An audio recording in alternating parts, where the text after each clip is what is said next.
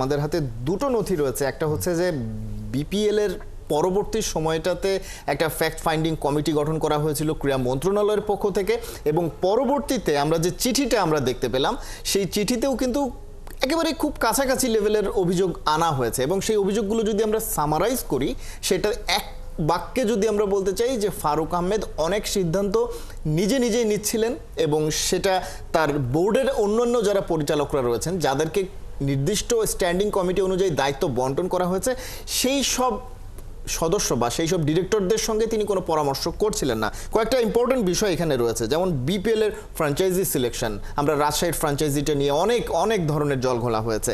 তারপরে ব্যাংকের যে ট্রান্সফার ইস্যু, সেটাও ফারুক আহমেদ শুধুমাত্র নিজস্ব নির্বাহী ক্ষমতা বলে সেই ট্রান্সফারটা করিয়েছেন, সেটা তিনি এর পেছনে যে কারণেই থাকুক না কেন।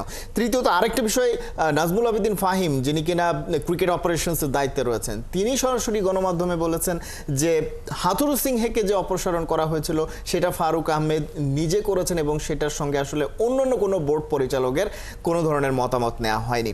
এই বিষয়গুলোই ঘুরিয়ে ফিরিয়ে অভিযোগগুলোতে এসেছে যে কারণে অন্যান্যরা নিজেদের দায়িত্বটা পালন করতে পারছেন না। বিষয়টা কি শেষ পর্যন্ত শুধুমাত্র নিজের একক আধিপত্য বিস্তারের যে একটা প্রবণতা, সেটার কারণেই দিন শেষে তাকে পদটা হারাতে হলো? দেখেন, জাতীয় ক্রীড়া পরিষদ তো দুটো বিষয়কে আলোকপাত করে তার পরিচালক পদটা তারা সরিয়ে দিয়েছে, বা নমিনেশনটা তারা সরিয়ে দিয়েছে। সেটা একটা, আপনি এরই মধ্যে বলেছেন যে 8 জনের অভিযোগ, যেটা মেজর রিজন। কারণ আপনি দেখবেন কালকে বিকেলের দিকে এই খবরটা এসেছিল যে 8 জন পরিচালক, বা সন্ধ্যার দিকে যে 8 জন পরিচালক চিঠি পাঠিয়েছেন, ওই কাপল অফ আওয়ার্স 2-3 ঘন্টার মধ্যেই এনএসসি কিন্তু প্রজ্ঞাপন জারি করে দিয়েছে যে তিনি আর পরিচালক পদে তাদের নমিনেশনে নেই। সো জিনিসটা খুব দ্রুত হয়েছে। তার আগেই আমরা শুনেছি যে সরকারের পক্ষ থেকেও তাকে জানানো হয়েছিল যে আপনি চাইলে পদটা ছেড়ে দিতে পারেন। সো এবং একই সাথে বিপিএল এর একটা তদন্তের কারণ দেখিয়ে জাতীয় ক্রীড়া পরিষদ তার নমিনেশনটা বাতিল করেছে। কিন্তু আমরা যদি চলে যাই যে অভিযোগগুলোর দিকে, অভিযোগগুলোতে অবশ্যই হাথুরু সিংয়ের অপসারণটাকে 8 পরিচালক যারা চান না যে ফারুক আহমেদ বাংলাদেশের ক্রিকেটের সাথে সম্পৃক্ত থাকুক, তারা এটাকে অনেক মেজর একটা কারণ বলেছে যে হেড কোচ চাইলেই কেউ পরিবর্তন করতে পারবে না। এবং তারা এটাও দাবি করেছেন যে হাথুরু সিংকে যে সরিয়ে দেওয়া হয়েছে, এই খবরটা তারা পেয়েছেন প্রেস রিলিজের পরে, এবং আপনার যখন হেড কোচকে বাংলাদেশের ক্রিকেট থেকে সরাতে হবে তখন পুরো পরিচালনা পর্ষদের সাথে বসতে হবে। এটা একটা সংবিধান, একটা অনুচ্ছেদ রয়েছে, যে অনুচ্ছেদটা ফলো তিনি করেননি, এটাকে মেইন রিজন বলা হয়েছে। এবং একটা জিনিস দেখবেন কন্ট্রাডিক্টরি এটা খুবই, সেটা হচ্ছে যে বারবারই 8 পরিচালকের দেওয়া জাতীয় ক্রীড়া পরিষদের সেই চিঠিতে একক আধিপত্যের কথা বলা হয়েছে, বারবারই ক্ষমতার অপব্যবহারের কথা বলা হয়েছে, আর্থিকভাবে নিজেকে লাভবান করবেন এমন সব কাজের সাথে ফারুক আহমেদ নিজেকে সম্পৃক্ত বারবার করতে চেয়েছেন বলে অভিযোগ করা হয়েছে।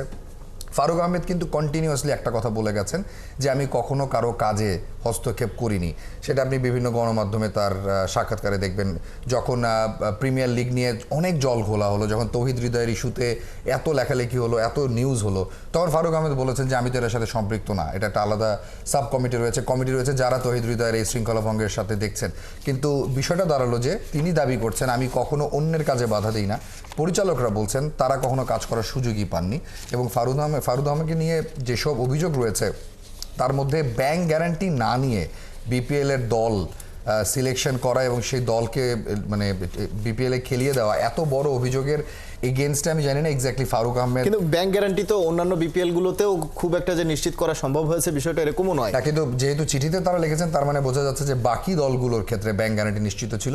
যে দুটো দলকে নিয়ে বাকি পরিচালনা পর্ষদের কোয়েশ্চেন ছিল, চট্টগ্রাম কিংস এবং দুর্বার রাজশাহী, এটা কি তাহলে একটু অন্যভাবে প্রেজেন্ট করা হলো কিনা? কারণ ইতিহাস আমরা দেখছি যে এর আগে শুধুমাত্র ফরচুন বরিশালই একমাত্র দল যারা কিনা ব্যাংক গ্যারান্টি দিয়ে তারপর তাদের দলটা গঠন করেছে। এবার বিপিএল এ দল করতে গেলে আপনার যে রুলস ছিল সেই রুলসে ব্যাংক গ্যারান্টি আপনাকে দিতেই হতো।